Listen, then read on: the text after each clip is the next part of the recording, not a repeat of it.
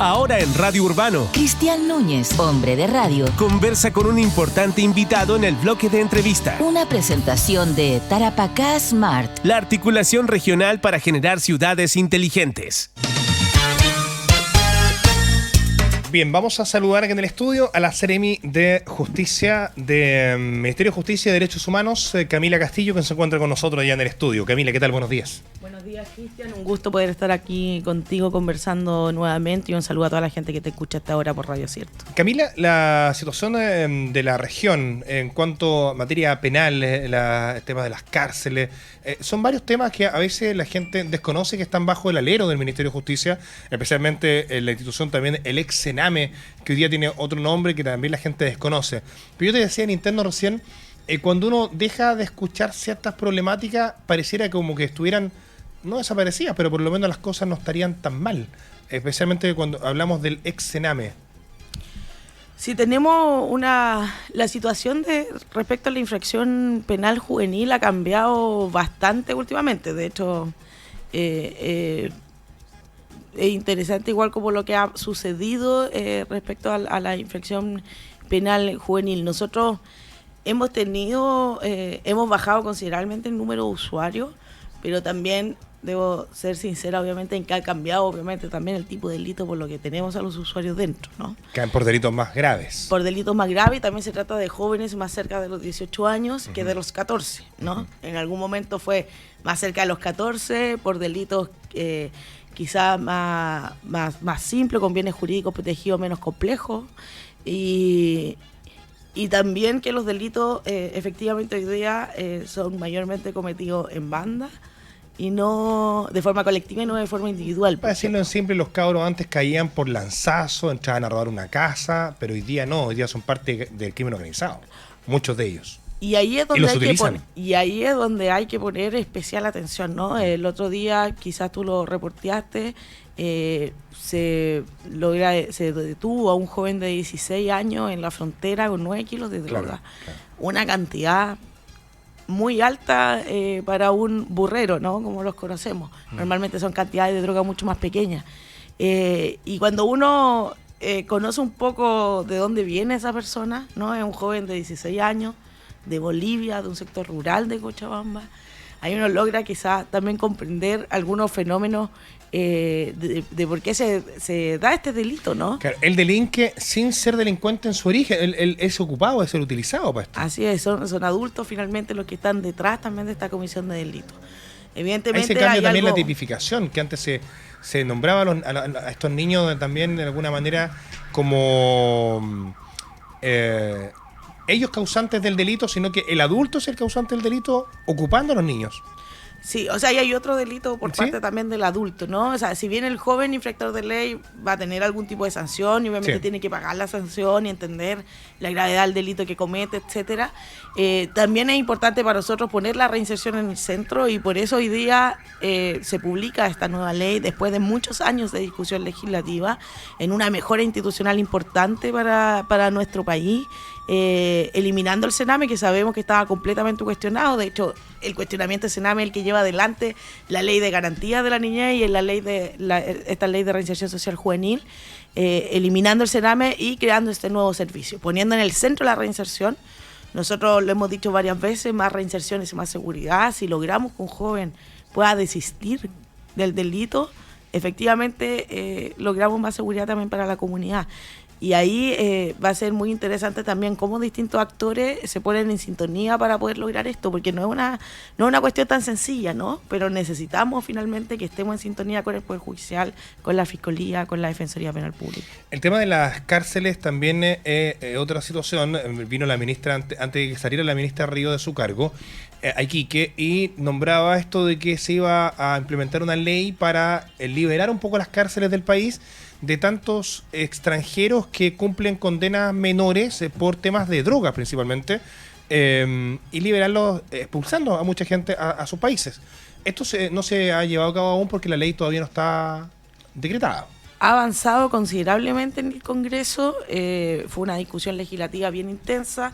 Nosotros estamos muy agradecidos del trabajo de la ex ministra Marcela Río en esto. Esto era un proyecto que impulsó ella personalmente después de venir a la región de Tarapacá.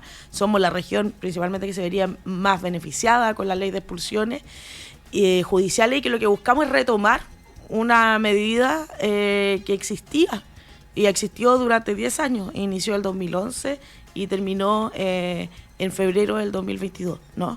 Inició en el gobierno de Piñera 1 y termina en el gobierno de Piñera 2. ¿Y por qué? Con la nueva ley de migraciones, derechamente, perfecto. lo que hace es restringir las expulsiones judiciales y deja de aplicar la expulsión judicial con una pena sustitutiva en los delitos de ley 20.000, que era prácticamente en el único caso en que se ocupaba la expulsión judicial. Por lo tanto, la deja sin efecto en la práctica. Nosotros buscamos hoy día retomar eso.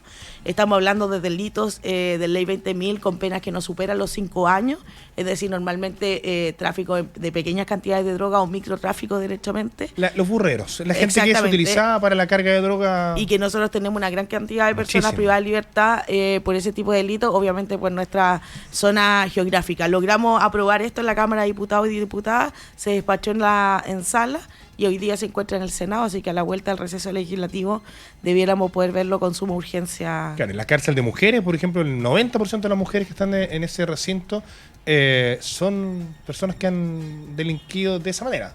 Sus delitos son burreros, carga de droga. Así es. Por tanto, se podrían descongestionar las cárceles locales. Principalmente ese es el objetivo que tomamos. ¿Y por qué necesitamos descongestionar las cárceles? Porque, y yo aquí lo he dicho desde que asumimos, no es una realidad que tenemos una alta población penal en la región. Es una realidad que tenemos una altísima población penal en prisión preventiva. A diferencia a nivel nacional, el 62% de nuestra población penal está en prisión preventiva y necesitamos precisamente descongestionar las cárceles con esta medida que ya existía antes, porque eso nos permite tener mejor segregación, por lo tanto tener mejores planes de intervención, tener más seguridad dentro de la cárcel y obviamente también poder desarrollar de mejor forma de esa manera el trabajo de gendarmería. En algún momento también hubo mucha preocupación cuando comenzó a sonar esto del Tren de Aragua, de la seguridad al interior de las cárceles, de los propios presos, porque al interior de los recintos eran algunos de ellos, comillas, secuestrados al interior, porque habían amenazas a su familia, habían cosas que se estaban generando afuera, pero las consecuencias las pagaban dentro. Y también había temas de seguridad con los propios gendarmes, quienes habían manifestado en su rato. ¿Esto cambió, mejoró de alguna forma? ¿Cómo se está llevando acá en la región, por lo menos? Sí, bueno, recordar que este complejo penitenciario de Alto Hospicio fue de las primeras regiones, o sea, la primera región en donde hubo personas privadas de libertad ligadas a la banda del Tren de Aragua.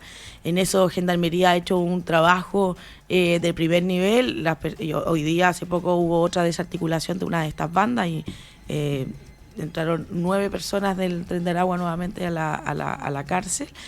Y se encuentra completamente segregado. Hoy día eso está totalmente controlado por Gendarmería de Chile, con funcionarios especialmente designados para estas personas, con rutinas distintas, ¿cierto? Y obviamente con intervenciones distintas también. Están aislados del resto de la población penal, para evitar lo que estábamos conversando, que eran estas problemáticas que se dan con amenaza, extorsión, desde el interior de las cárceles hacia afuera y viceversa, ¿no?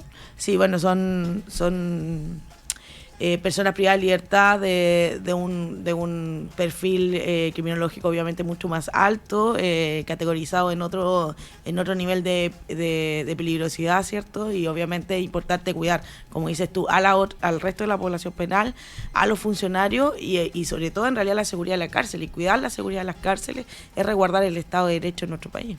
Y cuidar también hacia afuera, porque hay delitos que se han cometido afuera de las cárceles que vienen desde dentro de los recintos. Ahora, ¿cómo avanza esto del bloqueo de la telefonía celular al interior de los recintos?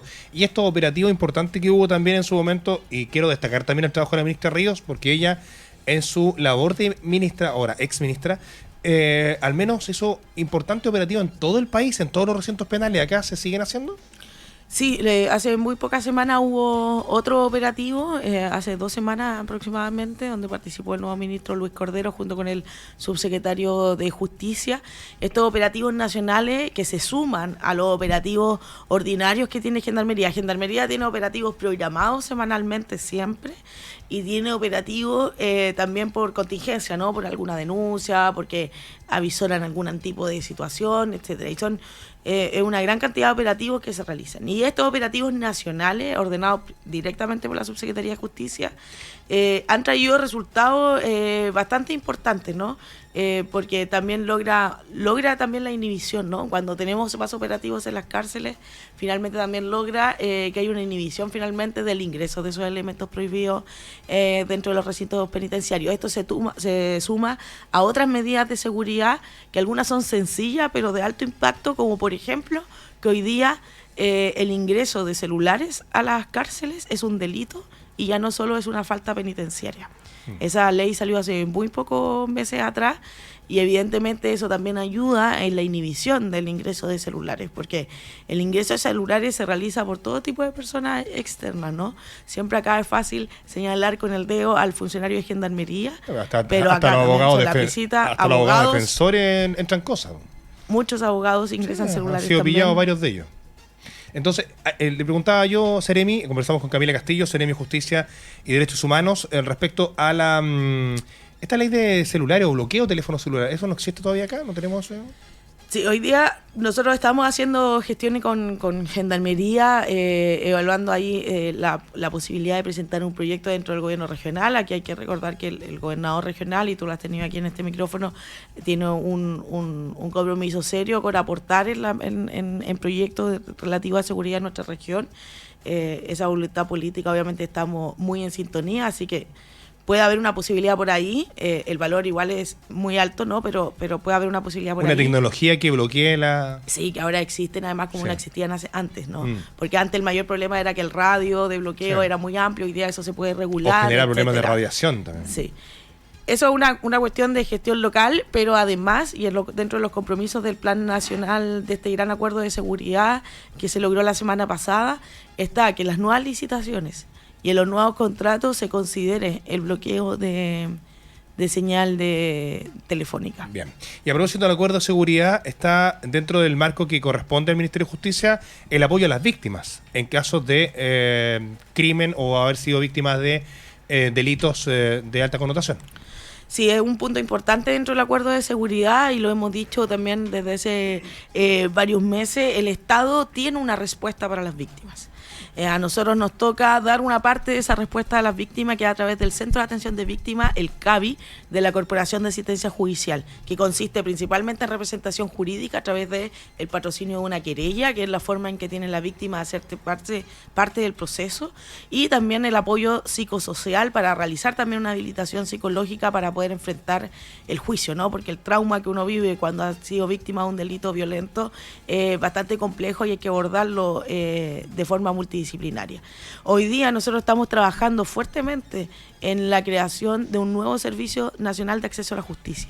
Esperamos prontamente presentar ese proyecto de ley. Esto viene también a cerrar una larga discusión prelegislativa de hace muchos años que ha pasado por varios gobiernos, que esto vendría derechamente a poder cambiar la institucionalidad de las corporaciones de asistencia judicial, que en su momento fueron creadas hace mucho tiempo, de forma en distintos años para distintas regiones, ¿cierto? Tienen administraciones descentralizadas, etcétera. La idea es poder fortalecer esta institucionalidad y también ahí tener una respuesta muy robusta en cuanto a la protección de víctimas. Lo de la Corporación de Asistencia Judicial es algo que ayuda mucho, pero está algo saturada, ¿no? Está algo anticuada. ¿Sí? ¿Eso es? Hay un régimen, lo que pasa es que la Corporación de Asistencia Judicial tiene un régimen ahí mixto, ¿no? Porque es una corporación, por lo tanto los funcionarios son código del trabajo, pero también existe el estatuto administrativo. Sucede un poco parecido ahí en la situación a lo que sucede con organizaciones como organismos como Integra o Prodemu, ¿no? Que también están sufriendo algunas modernizaciones institucionales. Entonces es importante poder replantearse finalmente eso y sobre todo estandarizar a nivel nacional, finalmente, las prestaciones de acceso a la justicia. Respecto de lo de las víctimas que me comentaba Seremi, Últimas víctimas de delitos violentos en la región han acudido al Ministerio de Justicia, han sido apoyadas justamente por este sistema. Específicamente las víctimas más de alto hospicio, ¿no? Yo tuve la oportunidad de conversar con ellas. Ellas hoy día se encuentran, y ahí te termino de contestar, la red de atención de víctimas que tenemos. Hoy día se encuentran en el CAPD, que es el Centro de Atención de Víctimas de Delitos Violentos de la Subsecretaría de Prevención del Delito, que es un centro parecido al nuestro, pero que depende del Ministerio del Interior, ¿no? Nosotros tenemos un circuito finalmente también de atención de víctimas. Esto también se coordina a través de la red de la red de atención de víctimas de la RAF, en donde también logramos una coordinación, ¿no? Porque también está Cernamej con su centro de atención a la mujer víctimas de BIF, y también ellos tienen una abogada, ¿cierto?, para delitos más violentos, por ejemplo. Entonces es importante que esta red y que las distintas instituciones que existimos en la protección de víctimas estemos coordinados ante la respuesta que hay que dar. Usted es Seremi de Justicia y Derechos Humanos. Respecto al tema de derechos humanos, ¿hay querellas o avanzan algunas de estas investigaciones que habían del estallido social hasta ahora? Habían investigaciones en las que la Fiscalía no había avanzado mucho. Nos decía la directora del Instituto Nacional de Derechos Humanos, con quien conversábamos un tiempo atrás, que había poca disposición del Ministerio Público en Iquique, al menos. En Alto Hospicio había mucho más avance. ¿Tienen ustedes injerencia en eso? ¿Hay querellas presentadas anteriormente o dentro de su gestión por casos de la época del estallido social por derechos humanos, pérdida de globo ocular u otras agresiones por agentes del Estado? No tenemos querellas presentadas. En su momento la Corporación de Asistencia Judicial también puso a disposición su servicio para poder patrocinar de forma gratuita también estas querellas. No hubo interesados. Se logra entender también esa situación porque era el propio Estado el que estaba violando los derechos humanos y el propio Estado el que te ofrecía, ¿cierto?, el patrocinio. Entonces también son confianzas que hay que reconstruir, que estamos buscando reconstruir a través de esta mesa de reparación de víctimas del estallido social en esta construcción de este plan nacional. Pero aquí lo importante y el rol que hemos cumplido, y tú hace poco estuviste entrevistando aquí al director regional del Servicio Médico Legal, es que hemos logrado disminuir las brechas respecto a la lista de espera que existía para las atenciones del protocolo de Estambul. Porque como son violaciones a los derechos humanos, hay que aplicar un protocolo de contratación de lesiones distinto, que obviamente amerita más recursos, humano y técnico también al aplicar este protocolo. Existía a nivel nacional una brecha importante de lista de espera de la aplicación de este protocolo de Estambul. A nivel regional hemos estado con números bien positivos al respecto, principalmente por la gestión local que ha hecho la Dirección Regional de Servicio Médico Legal en conjunto con la Fiscalía y el INDH. Respecto a esta mesa de reparación de víctimas del estallido social, ¿qué manera se avanza en la región? Nosotros ya tuvimos un encuentro con las víctimas en donde pudimos levantar este diagnóstico, tuvimos una muy buena participación, fuimos una de las regiones con mayor participación en estos encuentros participativos, llegaron más de 30 víctimas, fue un sábado en la mañana, ya hace algunos meses atrás.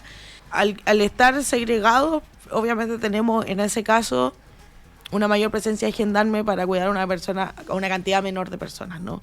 Y el principal también medida de seguridad que se provoca en esas situaciones, también en los allanamientos que se realizan dentro de los módulos, y ahí hay una conexión, una comunicación muy estrecha con el Ministerio Público cuando se pueden detectar celulares dentro de estos módulos, por ejemplo, donde hay personas ligadas al crimen organizado, y también principalmente circuitos de seguridad en los traslados que hay que realizar al tribunal, porque al encontrarse en prisión preventiva hay traslados recurrentes al tribunal para revisiones de cautelares, revisiones de medidas, ¿no? Hace poco hubo un traslado a la comuna de Pozo Almonte. Y se hace un operativo grande y la gente dice ¿qué está pasando? Y pasan los carros. Y en ese momento tenemos coordinación con el GOPE, ¿cierto? Y ahí Gendarmería y la Unidad de Inteligencia de Gendarmería realiza un trabajo muy importante. Nosotros también como ministerio, y ahí agregando un punto, Cristian, y más adelante cuando esté más avanzado puedo venir a contarlo en más detalle, pero como ministerio también este año iniciamos un proceso muy importante que tiene que ver con la modernización y la modificación del reglamento interno de Gendarmería. Y ese reglamento interno también nos va a permitir tener mayores capacidades mayores capacidades de gestión para la segregación dentro de las cárceles con estos perfiles criminológicos mucho más complejos.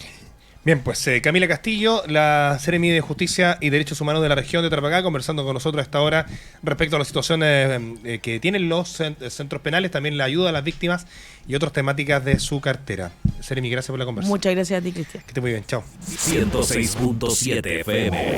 Iquique 93.1.